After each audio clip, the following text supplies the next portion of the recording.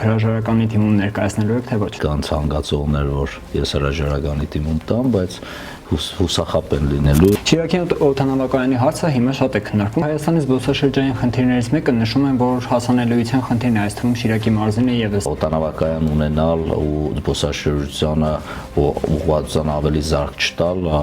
անթույլատրելի է եւ ամեն ինչ պիտի արվի, որովհետեւ օդանավակայանը աշխատի իր ամբողջ ներուժով։ Իսկ ինչ կասեք չոր նավահանգստի մասին, սա որքանով է իրատեսական։ Միանշանակ սառույցին չի կրվելու։ Նախագիծը կյանքի կոչելու համար շատ տարբեր կոմպոնենտներ կան, որը ուղղությամբ էկոնոմիկայի նախարարությունը աշխատանքներ է տանում։ Դրանցից մեկն էլ խաղաղության պայմանագիրն է, այսինքն։ Բնականաբար դրանցից մեկը խաղաղության պայմանագիրն է։ Մի կողմից ասում ենք, որ կրթվելը նորաձև է, բայց այնուամենայնիվ մեր սերունդները կրթվում են ոչ այնքան նորավոր եւ բարեվոք կառույցներում։ Շատ ճիշտ է, շատ դպրոցներ կան, որոնք իրականում